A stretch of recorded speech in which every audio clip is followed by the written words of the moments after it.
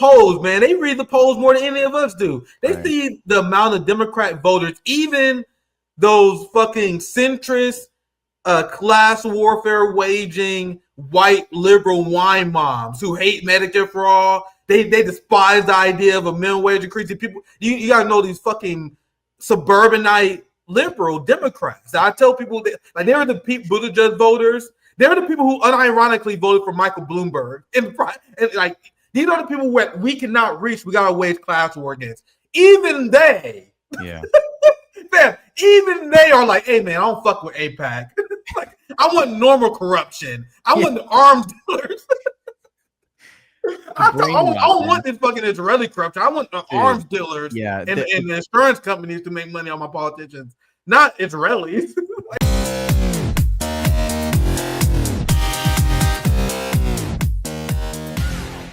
We're at a point right now where the populists of Western societies who live under capitalist dictatorship.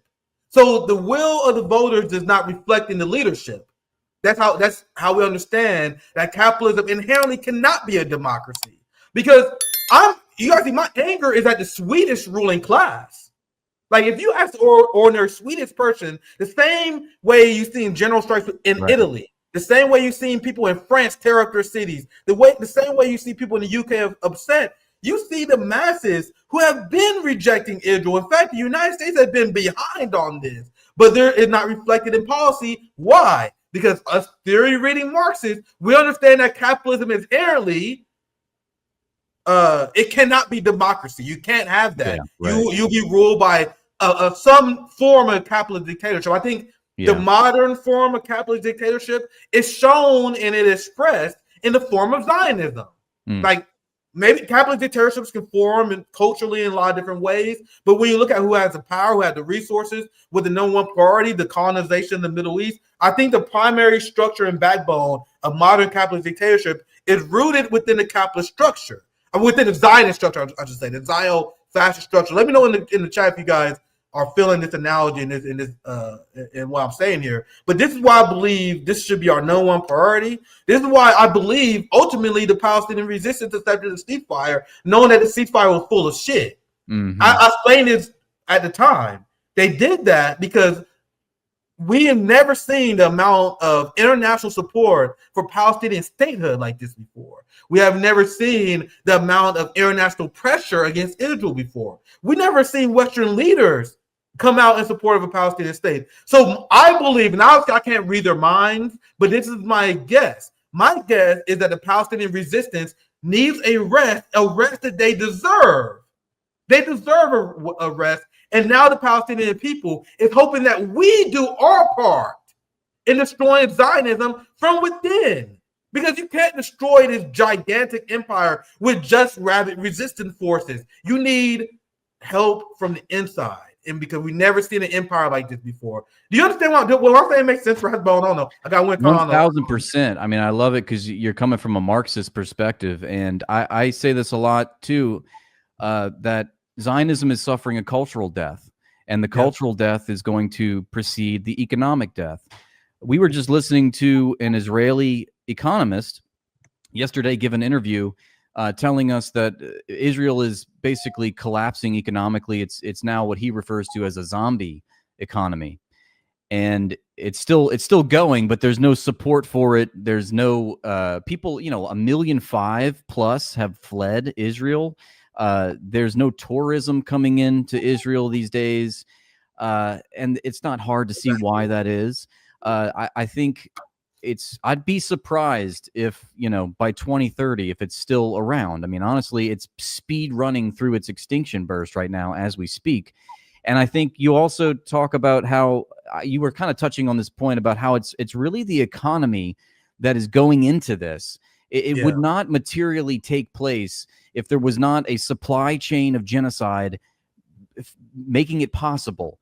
And as destructive as a genocide is, I think there's exponentially more creative and organizational power that goes into facilitating a complete depraved, absolute decimating destruction of an entire civilization. It's I just think that's an interesting contradiction there. The fact that there's so much creative energy behind this to something so destructive.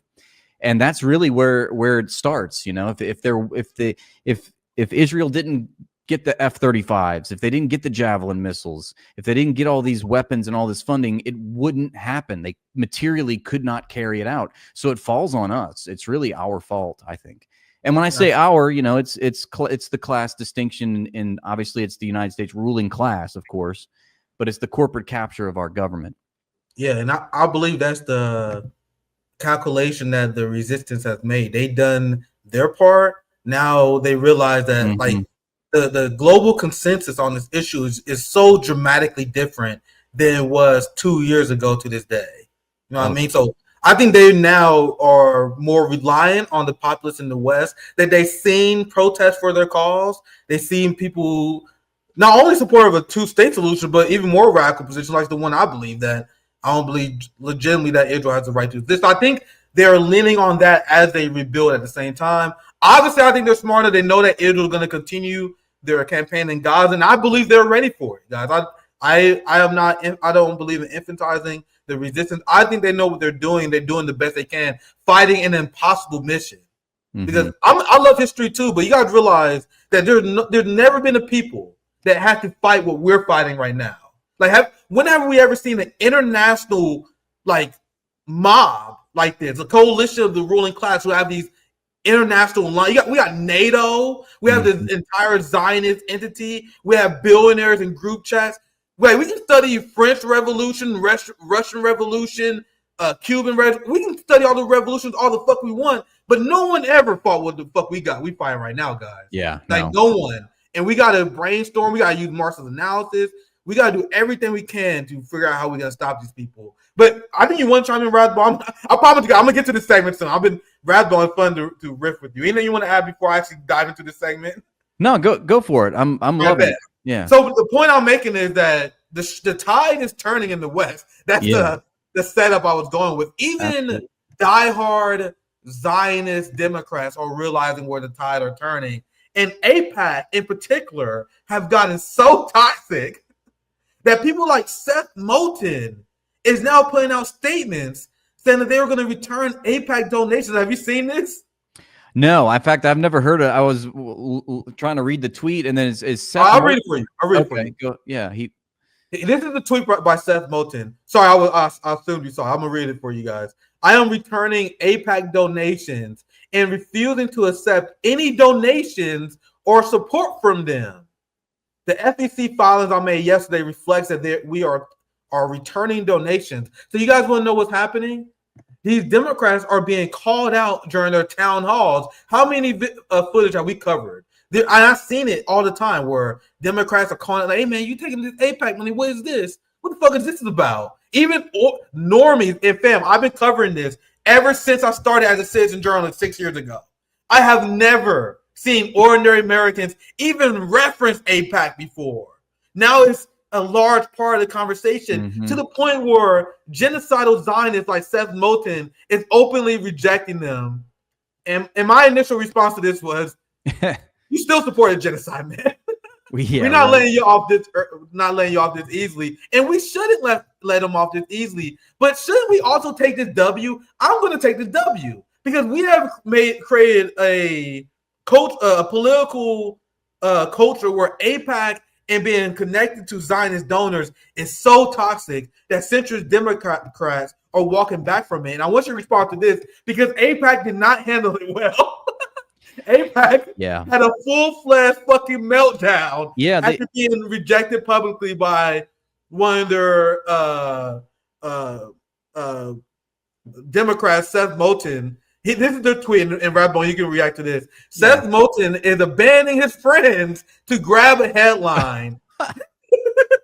Bro, you can hear the tears strolling down their face as they are typing this out, capitulating to the extremes rather than standing on conviction for genocide and corruption. Yeah, right. That's one hell of a pitch. His statement comes after years of him repeatedly asking for our endorsement, and it's a clear message to AIPAC members in Massachusetts and millions of pro-Israel Democrats nationwide that he rejects to support and will not stand for them. So I explained this before. Like AIPAC is a collection, and I believe it's 3 million donors. A lot of them Jewish, a lot of them evangelical. Rathbone. They don't donate to mutual aid. They don't donate to food banks. They don't do anything to actually help Americans. Their number one priority is to pool their resources in order to. Oh, I think they said 5 million here. I should just keep reading. They said 5 million members. I did a fact check. I think they only got 3 million donors. I think they're lying here, actually. But these people are what I would describe as treasonous. Traitors of the highest order. Are you feeling me on that, Rathbone? What are your thoughts on this? 1000%. I mean, AIPAC is floundering right now. And I just recently, I think in response to all the backlash that they've received over the past 2 years, now that they've been a part of the public conscience, they've been, dredged up and everything's out in the open. They've released these ad campaigns or these advertisements. And they're saying, we're getting such bad press. I mean, it'd be funny to watch that, but they're basically trying to come to their own defense. And they're like, we're not a foreign lobbying group. Okay, we just advocate for Israel. It's not not the same thing. I promise. Like you say, the tears. But I also want to say that the Mossad is very shifty and shady, and they love setting up shell corporations and flowing dark money through different, seemingly innocuous names and entities. So I wouldn't be surprised if they've already got some sort of backup. Like, okay, we can't be going to AIPAC anymore. Maybe we create a new entity. 100%.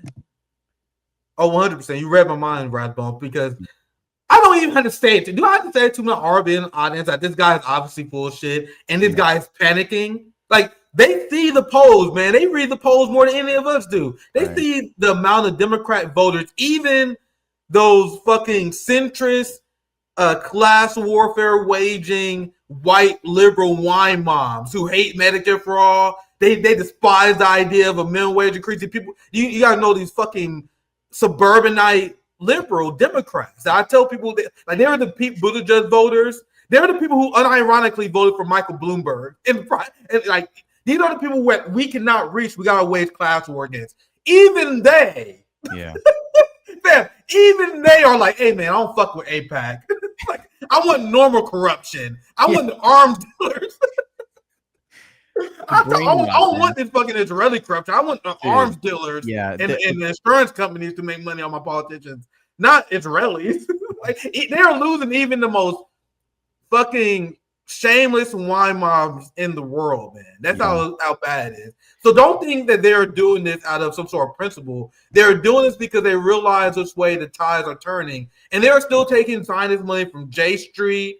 From a lot of, like, AIPAC is just one mechanism. Exactly. There are, like, they will call you anti-Semite for saying this. I was called an anti-Semite for saying this, but George Soros is an AIPAC. You gotta know George Soros gave more money than AIPAC did the last election. George Soros spent $128 million during the. Actually, I don't know what his general election total was. This is the 2022 number. Actually, I'm actually curious what he spent the last election, because I remember I covered this a long time ago. So he's a diehard Zionist, diehard Jewish Zionist supremacist. So not only do you have AIPAC, you got these other random Jewish supremacist billionaires who are donating to these people. So don't let these politicians wipe their hand clean of genocide by simply saying, oh, I don't support AIPAC no more. So Seth Moulton was the smartest among them, because he was the first one to be like, hey, man, I see which way the tides are shifting. I might want to run for president one day.